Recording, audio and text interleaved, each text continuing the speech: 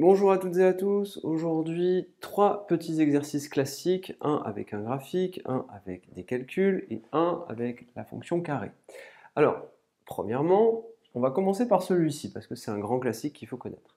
Soit f, la fonction définie sur R. R, ce petit symbole, c'est l'ensemble de tous les réels, vous le verrez quand vous serez en seconde. Elle est définie par f de x égale x carré. Trouvez si possible les antécédents de 25 moins 4, 0 par f. Donc, ce qu'on nous demande, c'est est-il possible de trouver x, donc on cherche tout simplement x tel que x carré, alors on peut l'écrire autrement, on peut l'écrire tout simplement, est-il possible de, si on colle à la définition, est-il possible de trouver x tel que f de x soit égal à 25? F de x, ce n'est autre que x au carré. Est-il possible de trouver un x qui, au carré, est égal à 25? Eh bien, oui, mais moi ce que je veux, c'est tous les antécédents. Donc la réponse ici est oui. Et quels sont ces antécédents? On a 5, parce que 5 au carré, c'est bien égal à 25, mais on a aussi moins 5, puisque moins 5, quand je le mets au carré, moins 5 au carré, ça fait bien 25. Donc, la réponse à la question, c'est très simple. Comme antécédent, on a 5 et moins 5, tout simplement. Donc ici, les antécédents de 25, 5 et moins 5. Est-il possible de trouver des antécédents maintenant de moins 4? On cherche donc des nombres x qui vérifient f de x égale moins 4. Y a-t-il des nombres qui sont telles que f de x est égal à moins 4? Alors f de x, on va remplacer par ce que c'est. F de x, ce n'est autre que x carré. Est-il possible de trouver des nombres qui au carré sont égaux à moins 4? La réponse est non, car vous savez qu'un carré, c'est toujours positif. Un nombre au carré, c'est toujours positif. Donc c'est pas possible que ce soit égal à un nombre négatif. Donc moins 4 n'a pas d'antécédent. Et donc ici, vous pouvez dire moins 4 n'a pas d'antécédent par f. N'a pas d'antécédent par f.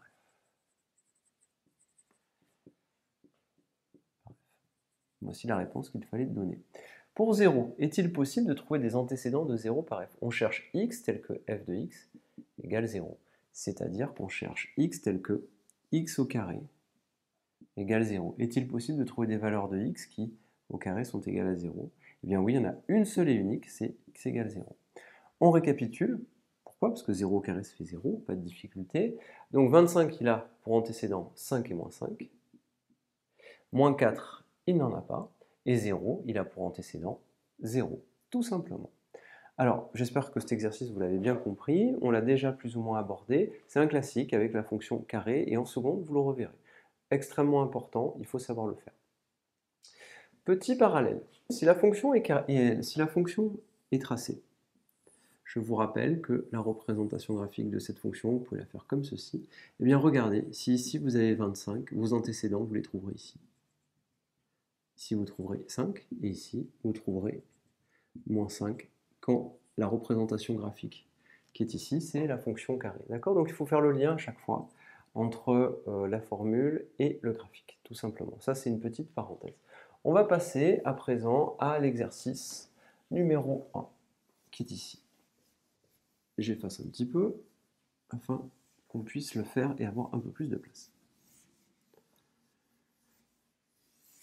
Alors, exercice numéro 1. Voici la fonction f définie sur R. Donc définie sur R, c'est quelque chose que vous reverrez en seconde, c'est x est un nombre en fait, tout simplement.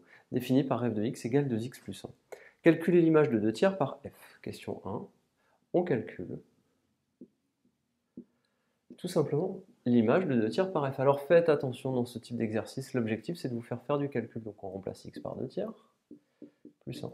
On calcule ça, 2 fois 2 tiers. Alors 2, c'est pareil que 2 sur 1. Et donc ça, vous vous rappelez des règles. 2 fois 2, 4. 1 fois 3, 3. Donc j'obtiens 4 tiers plus 1. 1, c'est égal à quoi? 1, c'est égal à 3 tiers.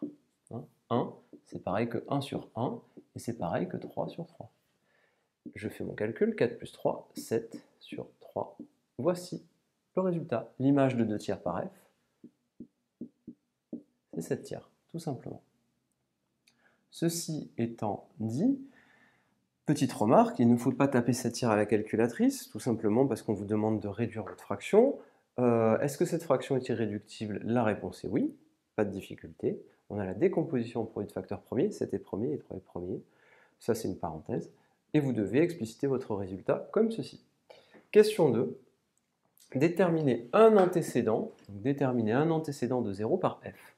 On cherche donc, on va écrire ce qu'on cherche, et ça c'est important de le rédiger à chaque fois.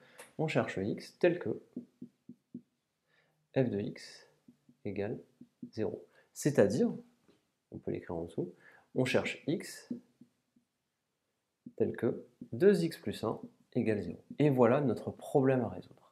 Ça, c'est le problème qu'on doit résoudre. On doit trouver là où les valeurs de x qui vérifient 2x plus 1 égale 0. Ça nous donne quoi? Ça nous donne 2x égale moins 1. Et puis, je vous rappelle comment on résout ce type d'équation. Au final, on trouvera x égale moins 1 sur 2. Et voilà un antécédent de 0 par f. Vous l'avez ici, c'est moins 1 demi, tout simplement. On va à présent passer à l'exercice numéro 3, qui est un exercice plutôt graphique. D'accord? Donc, vous avez la représentation graphique d'une fonction. On vous dit déterminer le nombre d'antécédents de 3 par f. Combien 3 possède-t-il d'antécédents sur ce graphique?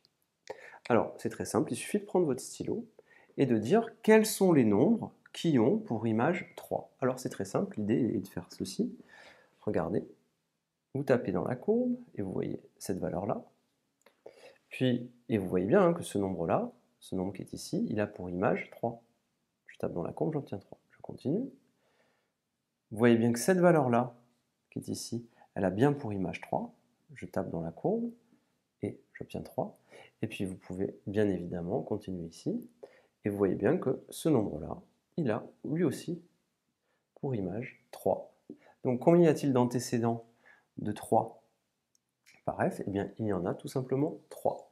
Attention, on imagine que notre courbe elle est tracée juste sur cette partie-là. On imagine qu'après, il n'y a plus de valeur. Tout simplement, ça c'est un détail. Mais l'idée, c'est de juste arriver à faire ce type de tracé. Donc combien il y a d'antécédents pour la valeur 3? Il y en a juste 3, tout simplement. Je vous remercie et à très bientôt.